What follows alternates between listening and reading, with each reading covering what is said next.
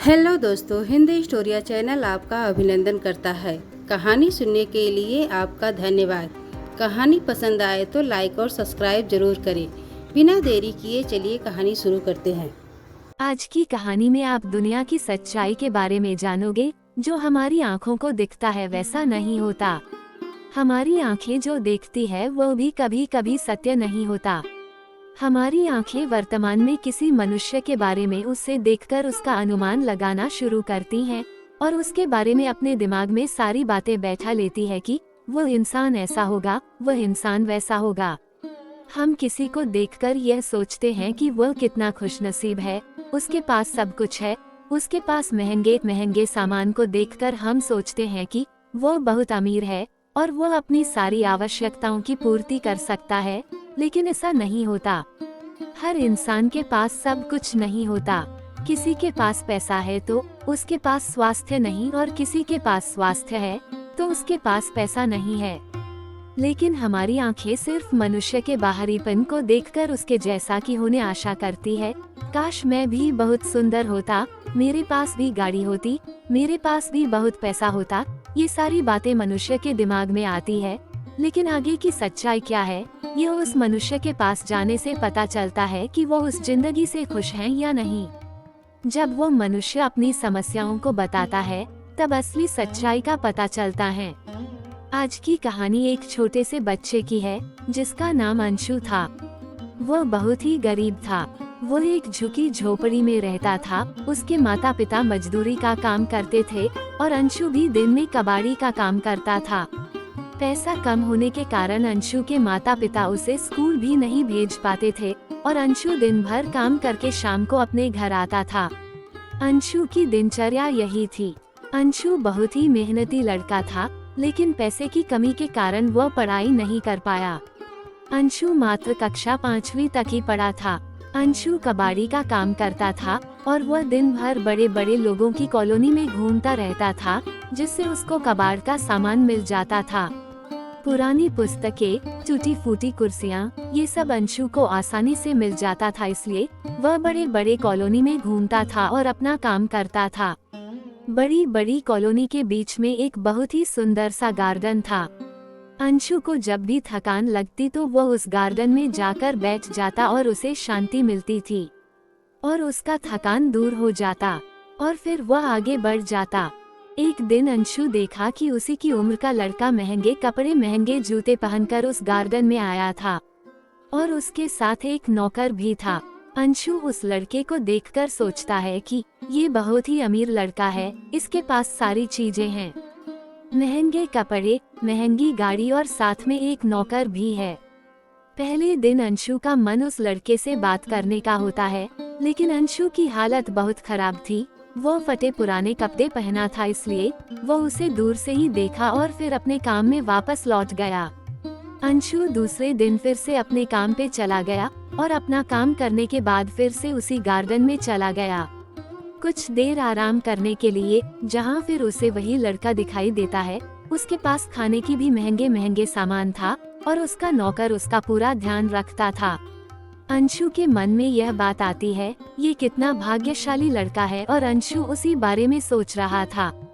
अंशु सोचते सोचते भगवान से प्रार्थना करता है, हे भगवान, काश मुझे भी ऐसी जिंदगी मिली होती, मैं भी उस लड़के के जैसा होता। मेरे पास भी महंगी गाड़ी, महंगे कपड़े और महंगे जूते होते और साथ में नौकर भी होता।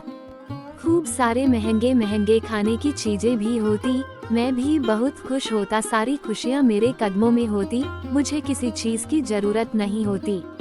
अंशु ने जैसे ही भगवान से प्रार्थना की, तब भगवान ने अंशु की प्रार्थना पूरी कर दी।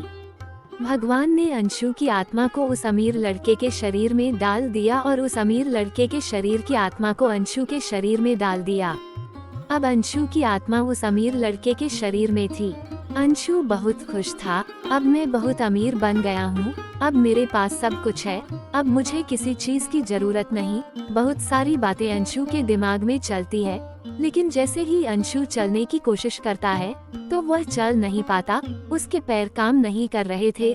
उसको समझ नहीं आता कि यह क्या हो रहा है, जबकि हकीकत ये था कि उस अमीर लड़के के पास सब कुछ तो था। पैसे की कोई कमी नहीं थी, लेकिन उसका पैर सही से काम नहीं कर रहे थे। वो चल नहीं पाता था, इसलिए जब भी वो गार्डन पर आता तो वो एक जगह पर बैठा ही रहता था, और शायद इसीलिए उसके साथ एक नौकर भी रहता था जो हमेशा उसका ध्यान रखता था। आज अंशु को पता चला कि जो जैसा दिखता है वैसा नहीं होता। आज अंशु के मन में यह बात आने लगी, मेरे पास पैसा नहीं था, मैं गरीब था, मेरे पास महंगे कपड़े, महंगे जूते नहीं थे, लेकिन मैं अपने शरीर से हर जगह जाकर अच्छे से अपने जीवन व्यतीत कर रहा था। इस शरीर का मैं क्या करूँगा, ये सारा मेरे लिए व्यर्थ है। हे भगवान, मुझे मेरे पुराने शरीर में वापस लौटा दीजिए, मैं गरीब ही ठीक हूँ। अंशु रो रो कर भगवान से प्रार्थना करने लगा, मुझे कैसे भी करके मुझे मेरे पुराने शरीर में वापस कर दीजिए। मेरा पुराना शरीर और मेरी गरीबी ही मेरे लिए सबसे अच्छी है, उसी में मैं बहुत खुश हूँ। ये शरीर और यह पैसा मेरे किसी काम का नहीं। जब अमीर लड़के की आत्मा उस गरीब लड़के के शरीर में जाता है और जब वह अपने पैरों पर खड़ा होता है तो उसे बहुत खुशी होती है। उसे दुनियादारी की ऐसो आराम और पैसे की जरूरत नहीं थी, उसे तो सिर्फ एक स्वस्थ शरीर की जरूरत थी। वह बहुत ही खुश था और एक तरफ अंशु की आत्मा उस अमीर लड़के के शरीर में तड़प तड़प के रो रो कर भगवान से प्रार्थना कर रहा था, हे भगवान, मेरी प्रार्थना स्वीकार करो, मुझे मेरे पुराने शरीर में वापस कर दो। मुझे यह अमीरों की जिंदगी नहीं चाहिए, मैं गरीब और स्वस्थ ही ठीक हूँ। भगवान ने अंशु की प्रार्थना को स्वीकार किया और फिर से उसकी आत्मा को उसी के शरीर में वापस भेज दिया। आज अंशु को अपनी जिंदगी की सबसे बड़ी सच्चाई का पता चला, जो चीज जैसा दिखता है वैसा नहीं होता। हमारी आंख भी कभी कभी धोखा खा जाती है। आज अंशु को जिंदगी की सबसे बड़ी सीख मिली, भगवान ने जो दिया है वह सर्वश्रेष्ठ है। भगवान ने हमें सोच समझकर बनाया है। आज की कहानी से हमें सीख मिलती है कि हमें दूसरों को देखकर उसके जैसे बनने की कोशिश नहीं करनी चाहिए। लोगों के बाहरी बनावट को देखकर अपने आप को भी उसके अनुसार डालने की कोशिश नहीं करनी चाहिए। अंदर की सच्चाई कोई नहीं जानता, क्या सही है क्या गलत है, इसका पता तो बाद में चलता है। हमारे पास जो है वह हमारे लिए पर्याप्त है और अपनी मेहनत से ही हम आगे बढ़ सकते हैं और सब कुछ हासिल कर सकते हैं। मोर बहुत ही सुंदर होता है और मोर में बहुत सारे रंग के पंख होते हैं और वह बारिश के समय पंखों को फैलाता है तो वह बहुत ही सुंदर दिखाई देता है, और जब वह नाचता है तो उसे लोग देखते रह जाते हैं और उसे बहुत पसंद करते हैं। भगवान ने उसे बहुत ही खूबसूरत बनाया है, लेकिन उसकी सुंदरता ही उसके लिए अभिशाप बन जाती है, क्योंकि उसके सुंदर पंख के लिए शिकारी उसके पीछे पड़ जाते हैं और मोर को मारकर उसके सारे पंख को निकाल लेते हैं। एक कौवा पंछी होता है, इसका रंग बहुत काला होता है और वह अपने काले रंग के कारण बहुत परेशान रहता है। उसे लगता है कि भगवान ने उसे भी मोर की तरह सुंदर पंख क्यों नहीं दिए हैं। काश मैं भी बहुत सुंदर होता, काश मेरे पास भी बहुत सुंदर सुंदर पंख होते, लोग मुझे भी देखने के लिए आते, लोग मुझे भी पसंद करते। लेकिन जब कौवा मोर के मरी हुई हालत देखता है तब उसे ज्ञान होता है कि मैं काला ही बहुत सुंदर हूँ। भगवान ने मुझे बहुत सुंदर बनाया है, मुझे मोर के जैसे पंखों की जरूरत नहीं है। मेरी काले पंख मेरे लिए बहुत अच्छे हैं। इस छोटे से उदाहरण से आप भी समझ गए होंगे कि हमारा जीवन बहुत ही सुंदर है और हमारे पास बहुत सारी शक्तियाँ हैं। भगवान ने हर इंसान को एक दिव्य शक्ति के रूप में पैदा किया है। कोई भी इंसान खाली नहीं है। जरूरत है तो बस उसे कड़ी मेहनत, कड़ी लगन और सही दिशा, यही सफलता का मूल मंत्र है। कहानी सुनने के लिए आपका धन्यवाद।